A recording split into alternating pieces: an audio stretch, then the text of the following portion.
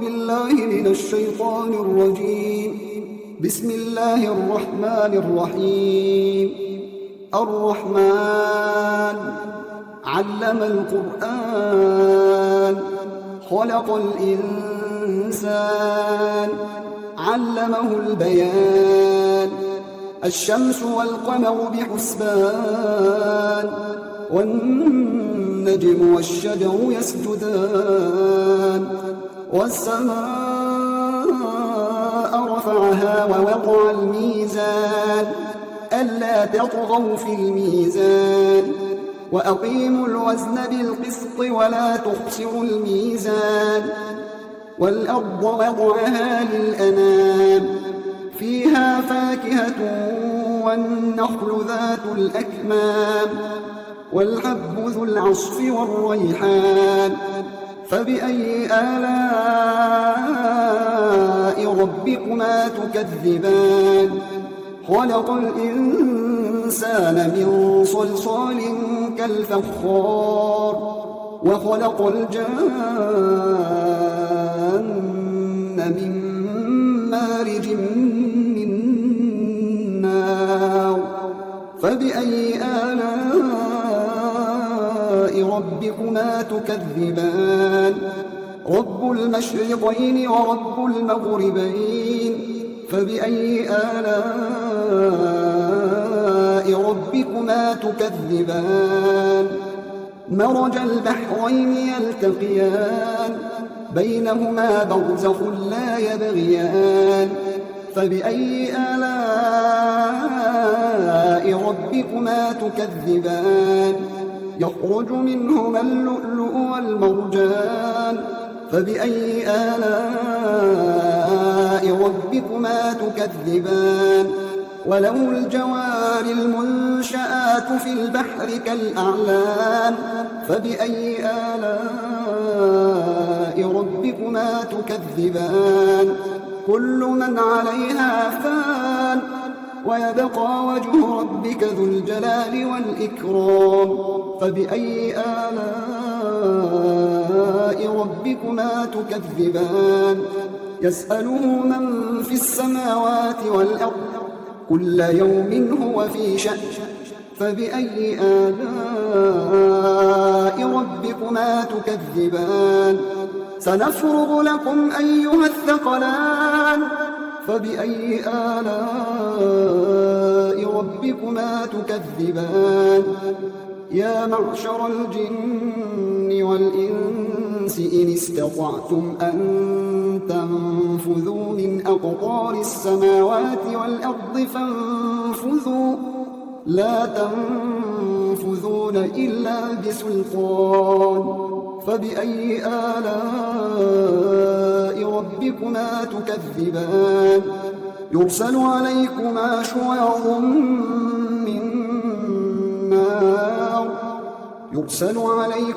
شواظ من نار ونحاس فلا تنتصران. فبأي آلاء ربكما تكذبان؟ فإذا انشقت السماء فكانت وردة كالدهان. فبأي آلاء ربكما تكذبان؟ فيومئذ لا يسأل عن ذنبه إنس ولا جان. فبأي آلاء ربكما تكذبان؟ يعرف المجرمون بسيماهم فيؤخذ بالنواصي والأقدام. فبأي آلاء ربكما تكذبان؟ هذه جهنم التي يكذب بها المجرمون يطوفون بينها وبين حميم آن. فبأي آلاء ربكما تكذبان؟ ولمن خاف مقام ربه جنتان. فبأي آلاء ربكما تكذبان ذواتا أفنان فبأي آلاء ربكما تكذبان فيهما عينان تجريان فبأي آلاء ربكما تكذبان فيهما من كل فاكهة زوجان فبأي آلاء ربكما تكذبان متكئين على فرش بطائنها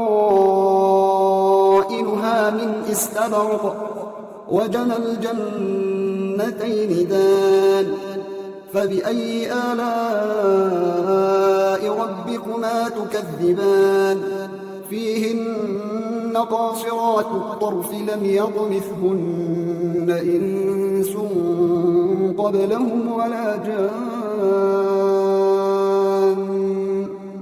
فبأي آلاء ربكما تكذبان كأنهن الياقوت والمرجان فبأي آلاء ربكما تكذبان هل جزاء الإحسان إلا الإحسان فبأي آلاء ربكما تكذبان ومن دونهما جنتان فبأي آلاء ربكما تكذبان مدهامتان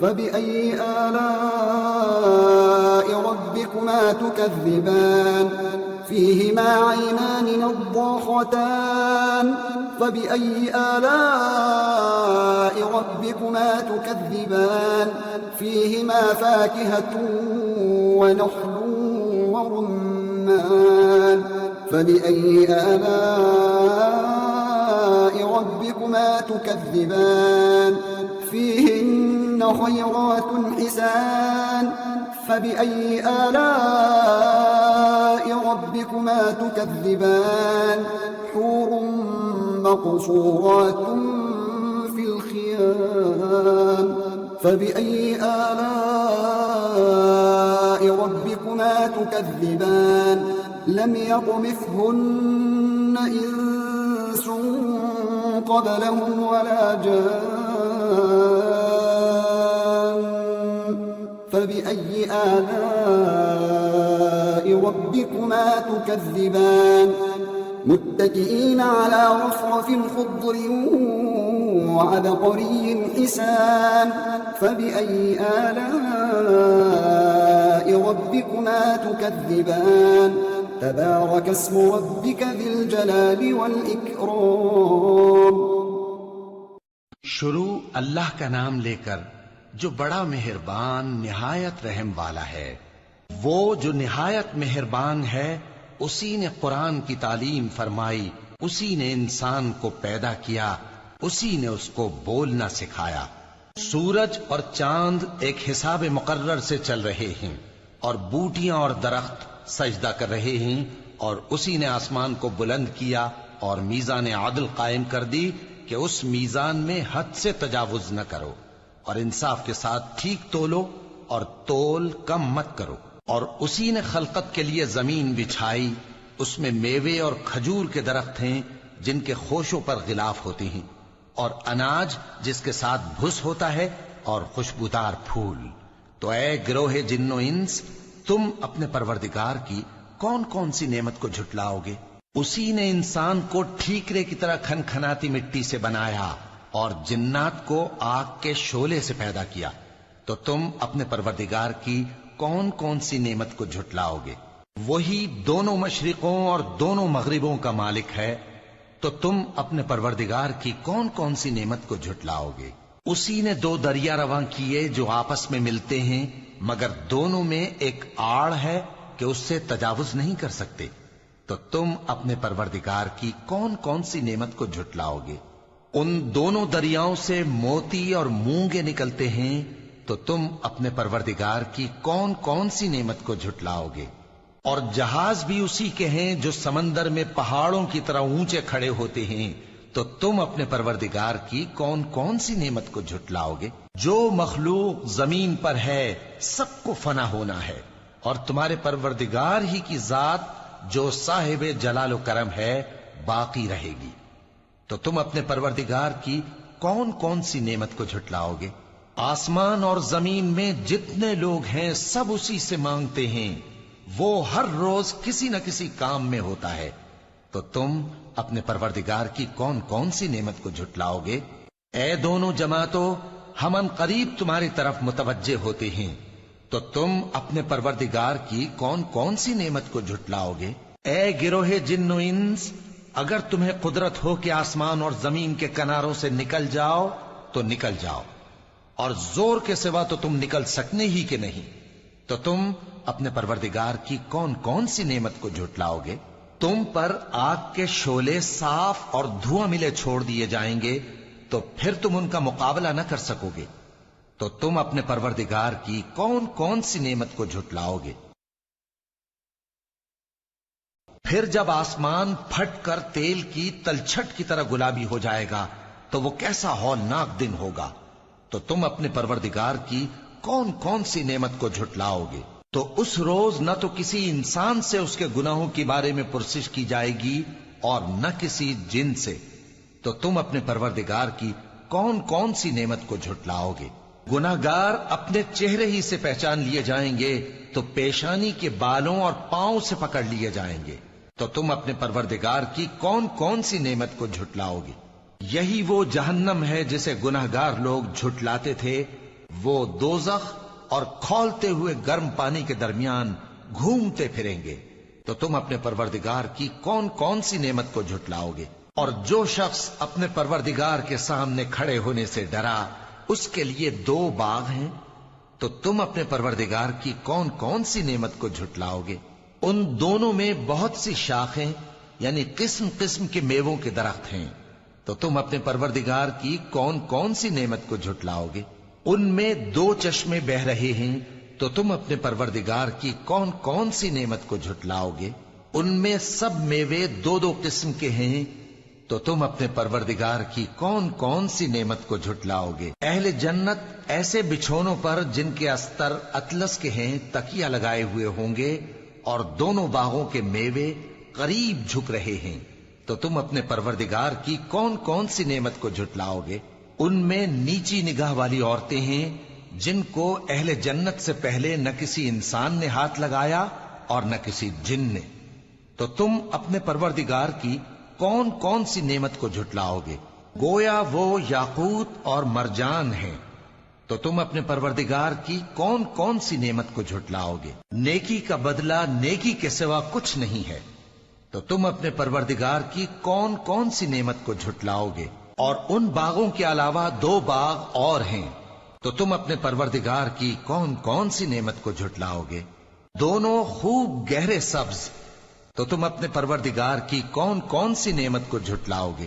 ان میں 2 چشمے ابل رہے ہیں، تو تم اپنے پروردگار کی کون کون سی نعمت کو جھٹلاؤ گے؟ ان میں میوے اور کھجوریں اور انار ہیں، تو تم اپنے پروردگار کی کون کون سی نعمت کو جھٹلاؤ گے؟ ان میں نیک سیرت خوبصورت عورتیں ہیں، تو تم اپنے پروردگار کی کون کون سی نعمت کو جھٹلاؤ گے؟ وہ حوریں ہیں جو خیموں میں محفوظ ہیں، تو تم اپنے پروردگار کی کون کون سی نعمت کو جھٹلاؤ گے؟ ان کو اہل جنت سے پہلے نہ کسی انسان نے ہاتھ لگایا اور نہ کسی جن نے، تو تم اپنے پروردگار کی کون کون سی نعمت کو جھٹلاؤ گے؟ سبز قالینوں اور نفیس مسندوں پر تکیے لگائے بیٹھے ہوں گے، تو تم اپنے پروردگار کی کون کون سی نعمت کو جھٹلاؤ گے؟ اے نبی صلی اللہ علیہ وآلہ وسلم، تمہارا پروردگار جو صاحب جلال و کرم ہے، اس کا نام بڑا بابرکت ہے۔ In the name of God, the gracious, the merciful, the compassionate, has taught the Quran. He created man and taught him clear expression. The sun and the moon move according to plan, and the stars and the trees prostrate themselves. and the sky, he raised. And he set up the balance. So do not transgress in the balance, but maintain the weights with justice, and do not violate the balance. And the earth he set up for the creatures. In it are fruits, and palms in clusters, and grains in the blades, and fragrant plants. So which of your Lord's marvels will you deny? He created man from hard clay, like bricks, and created the jinn from a fusion of fire. So which of your Lord's marvels will you deny? Lord of the two easts and Lord of the two wests. So which of your Lord's marvels will you deny? He merged the two seas, converging together. Between them is a barrier, which they do not overrun. So which of your Lord's marvels will you deny? From them emerge pearls and coral. So which of your Lord's marvels will you deny? His are the ships, raised above the sea like landmarks. So which of your Lord's marvels will you deny? Everyone upon it is perishing, but will remain the presence of your Lord, full of majesty and splendor. So which of your Lord's marvels will you deny? Everyone in the heavens and the earth asks him. Every day he is managing. So which of your Lord's marvels will you deny? We will attend to you, O prominent two. So which of your Lord's marvels will you deny? O society of jinn and humans! If you can pass through the bounds of the heavens and the earth, go ahead and pass. But you will not pass except with authorization. So which of your Lord's marvels will you deny? You will be bombarded with flares of fire and brass, and you will not succeed. So which of your Lord's marvels will you deny? When the sky splits apart, and becomes rose, like paint. So which of your Lord's marvels will you deny? On that day, no human and no jinn will be asked about his sins. So which of your Lord's marvels will you deny? The guilty will be recognized by their marks. They will be taken by the forelocks and the feet. So which of your Lord's marvels will you deny? This is hell that the guilty denied. They circulate between it and between a seething bath. So which of your Lord's marvels will you deny? But for him who feared the standing of his Lord are to gardens. So which of your Lord's marvels will you deny? Full of varieties. So which of your Lord's marvels will you deny? In them are two flowing springs. So which of your Lord's marvels will you deny? In them are fruits of every kind, in pairs. So which of your Lord's marvels will you deny? Reclining on furnishings lined with brocade, and the fruits of the two gardens are near at hand. So which of your Lord's marvels will you deny? In them are maidens restraining their glances, untouched before by any man or jinn. So which of your Lord's marvels will you deny? As though they were rubies and corals. So which of your Lord's marvels will you deny? Is the reward of goodness anything but goodness? So which of your Lord's marvels will you deny? And beneath them are two gardens. So which of your Lord's marvels will you deny? Deep green. So which of your Lord's marvels will you deny? In them are two gushing springs. So which of your Lord's marvels will you deny? In them are fruits, and date palms, and pomegranates. So which of your Lord's marvels will you deny? In them are good and beautiful ones. So which of your Lord's marvels will you deny? Companions, secluded in the tents. So which of your Lord's marvels will you deny? Whom no human has touched before, nor jinn. So which of your Lord's marvels will you deny? reclining on green cushions, and exquisite carpets. So which of your Lord's marvels will you deny? Blessed be the name of your Lord, full of majesty and splendor.